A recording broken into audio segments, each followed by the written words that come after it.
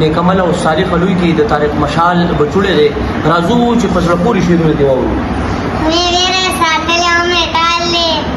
راجستالی نے اسم بخبر حال لے جب تنین تک استعدا پورا دا دنیا کو جلال لے یا جمال لے